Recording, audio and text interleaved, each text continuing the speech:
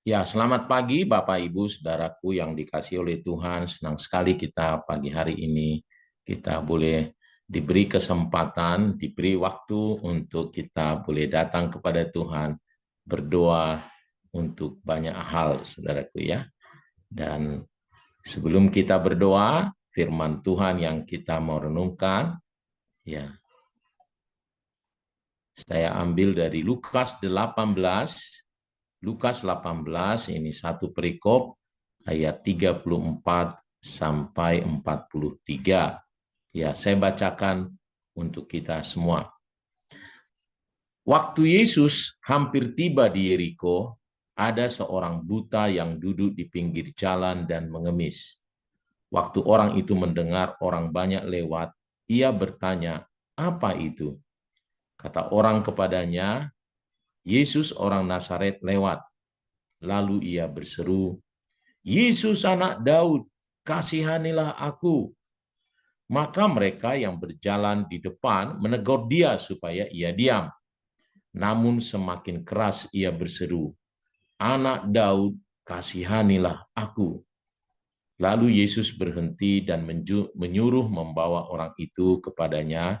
Dan ketika ia telah berada di dekatnya, Yesus bertanya kepadanya, "Apa yang kau kehendaki supaya aku perbuat bagimu?" Jawab orang itu, "Tuhan, supaya aku dapat melihat." Lalu kata Yesus kepadanya, "Melihatlah engkau, imanmu telah menyelamatkan engkau." Dan seketika itu juga, melihatlah ia, lalu mengikuti dia sambil memuliakan Allah. Seluruh rakyat melihat hal itu dan memuji-muji Allah.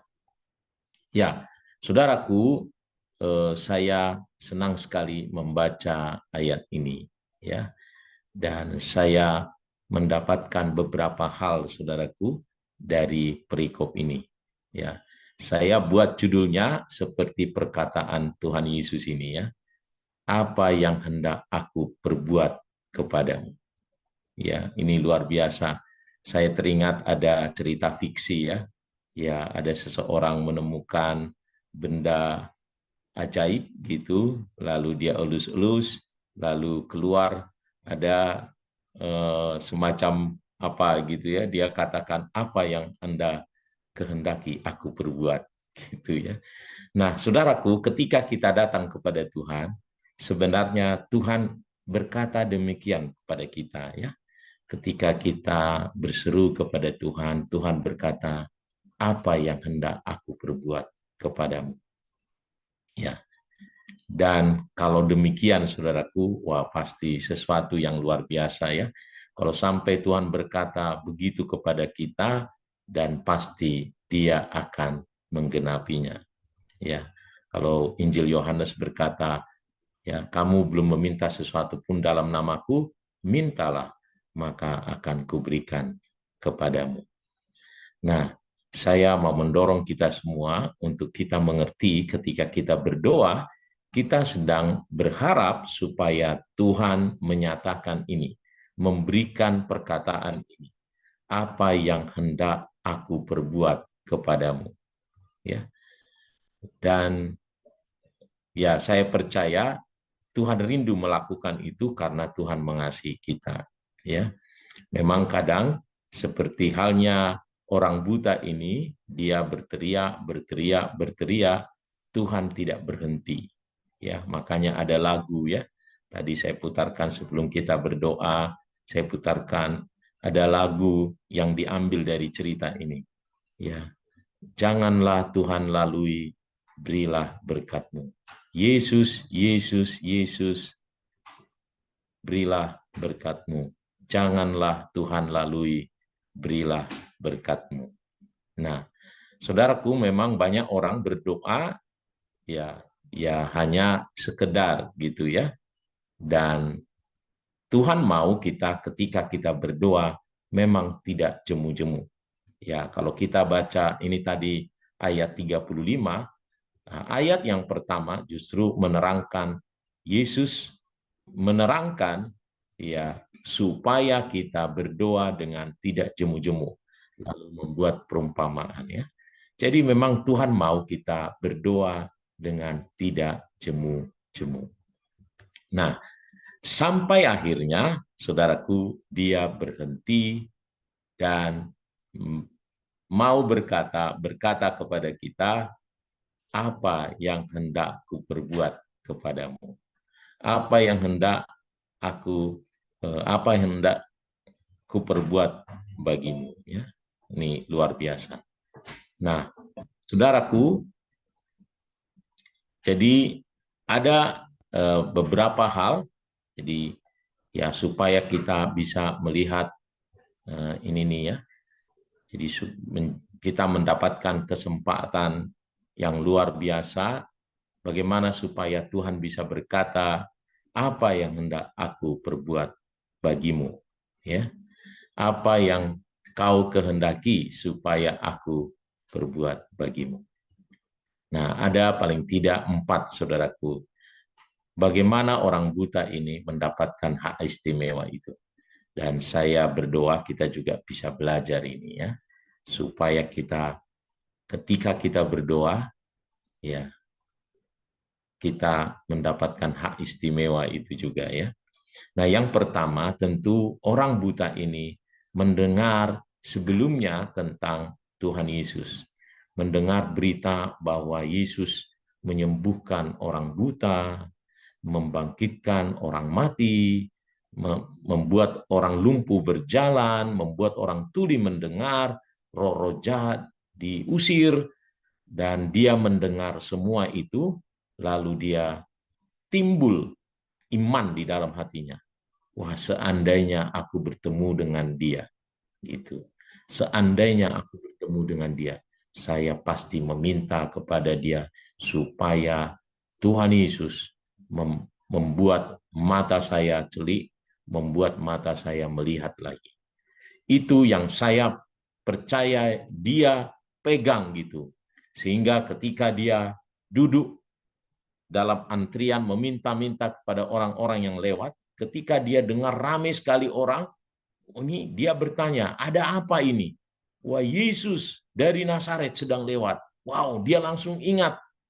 Ya, dia langsung ingat imannya itu. Dia langsung berteriak, Yesus anak Daud.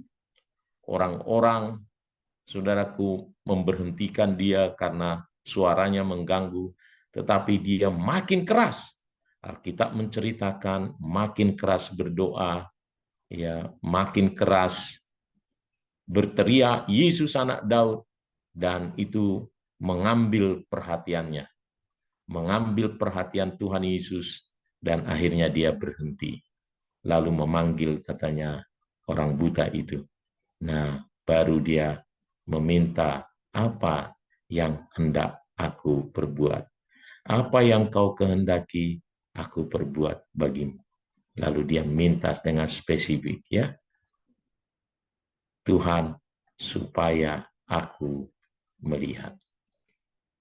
Nah, mari Bapak Ibu belajar dari cerita ini, kita berdoa datang kepada Tuhan.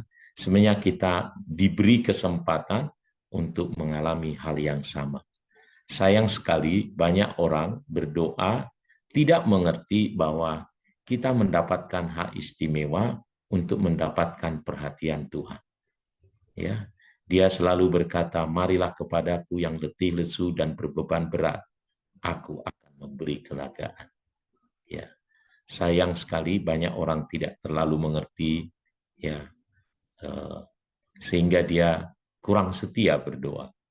Tetapi mari saudaraku, mari kita punya hati seperti orang buta ini, mengambil kesempatan.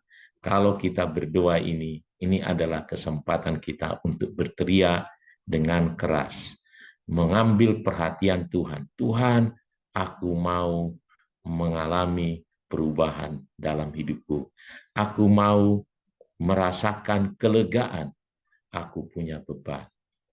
Nah, harusnya itu yang terjadi pada setiap kita, sehingga kita merindukan setiap kita berdoa. Ya. Mari kita sering-sering mendengar berita tentang Yesus. Ya, firman Tuhan kita dengar, wow, ini luar biasa, supaya kita timbul iman. Nah, banyak orang tidak terlalu suka firman, mendengar firman. Ya, akibatnya iman tidak timbul, saudaraku. Karena kitab Roma berkata, iman timbul karena pendengaran akan firman Kristus. Nah, penting sekali iman, karena iman itu yang membuat menggairahkan kita. Ya, membuat juga apa yang kita minta menjadi dikabulkan. Ya, perhatikan Yesus berkata, imanmu, ya jadilah seperti imanmu itu. Ya, dia punya iman karena mendengar begitu baiknya Tuhan kita. Begitu Tuhan Yesus itu begitu baik, tidak ada yang ditolaknya. Tidak ada sakit penyakit yang begitu kuatnya sehingga dia tidak berhasil. Tidak ada. Ya. Sehingga iman orang buta ini muncul, saudaraku, timbul. Dia juga dengan berani berkata, Tuhan, supaya aku bisa melihat. Mungkin masalah kita begitu berat, sedemikian, sehingga kita pikir, waduh, nggak ada pertolongan, tetapi Allah kita, Allah yang sanggup. Kalau sering-sering kita dengar berita tentang Yesus, firman Tuhan, bukan berita dunia ini, persoalan dunia ini, ya saya kadang terjebak, ya memang melihat situasi misalnya perang Israel, saya jadi banyak membaca kitab Wahyu mengenai Israel ini. Nanti kapan-kapan saya akan bagikan juga, saudaraku. Tetapi ya saya pikir-pikir, ngapain saya terlalu banyak mengkhawatirkan banyak hal, saya lebih banyak mendengar berita tentang Yesus. Kasih Tuhan yang besar, kuasa Tuhan yang besar.